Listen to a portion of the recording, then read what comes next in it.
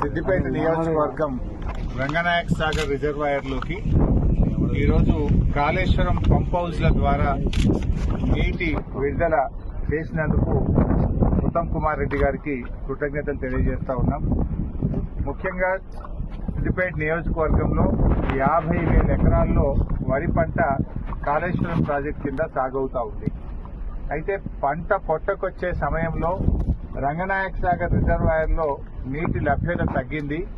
మరి పైనుంచి 1 టీఎంసీని పంపు చేసి పంటలు కాపాడాలని మేము ప్రభుత్వాన్ని కోరాం.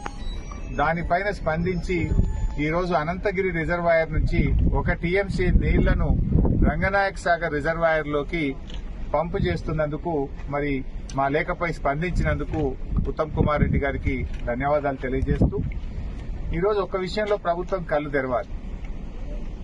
అంటే గత ప్రభుత్వం చేసిన మంచి పనులను తుడిచిపెట్టాలనో ఆ పనులను పక్కకు పెట్టాలనే ప్రయత్నంతో ప్రజలకు నష్టం చేయొద్దని నేను ప్రభుత్వాన్ని కోరుతా ఉన్నా.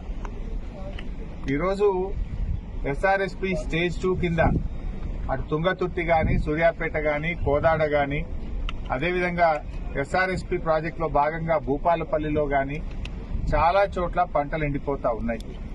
గతంలో కాళేశ్వరం ద్వారా నీళ్లు విడుదల చేసి ఎస్ఆర్ఎస్పీ నీళ్లు తగ్గినా కూడా 1 ఎకరా కూడా ఎండకుండా బీఆర్ఎస్ ప్రభుత్వంలో 2 పంటలకు కూడా నీళ్లు ఇచ్చాం. ఇలా కాళేశ్వరం ప్రాజెక్ట్ అంటే 3 బ్యారేజీలు, 15 రిజర్వాయర్లు, 19 సబ్స్టేషన్లు, 20 కిలోమీటర్ల గ్రావిటీ కెనాలు, 98 కిలోమీటర్ల ప్రెషర్ మెయిన్ పైప్ లైను, 530 మీటర్ల ఎత్తు లిఫ్టు, 141 టీఎంసీల రిజర్వాయర్ల సామర్థ్యం. ఇదంతా కాళేశ్వరం. వీటన్నిటి సమాహారం కాళేశ్వరం ప్రాజెక్టు. వీటన్నింటిలో 15 రిజర్వాయర్లు బాగున్నాయి, 203 కిలోమీటర్ల టనల్ బాగుంది, 1531 కిలోమీటర్ల గ్రావిటీ కెనాల్ బాగుంది, 19 సబ్స్టేషన్లు 400 kV బాగున్నాయి, 21 పంపింగ్ హౌసెస్ అన్ని కూడా బాగున్నాయి, ప్రెషర్ మెయిన్ పైప్ లైన్లంతా బాగుంది, 3 బ్యారేజీల్లో 2 బ్యారేజీలు ఇంటాక్ట్ ఉన్నాయి. ఆ ఒక్క మేడిగడ్డ బ్యారేజీలో 7 బ్లాకులు ఉంటాయి. 7 బ్లాకుల్లో 1 బ్లాకులో 1 పిల్లర్ మాత్రమే కుంగింది.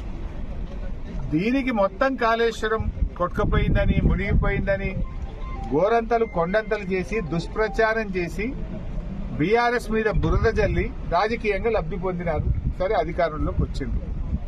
కనీసం మీకు ఇంకా బీఆర్ఎస్ మీద బురద జల్లాలని ఆ కుంగిన పిల్లర్ను మరమ్మతు చేయకుండా మీ ప్రభుత్వం వచ్చి 15 నెలలు. ఈ 15 నెలల సమయం సరిపోదా? అన్ని బాగున్నాయి. రిజర్వాయర్లు, పంప్ హౌస్, సబ్ స్టేషన్లు, కాలువలు, టనెళ్లు అన్ని బాగున్నాయి. ఒక్క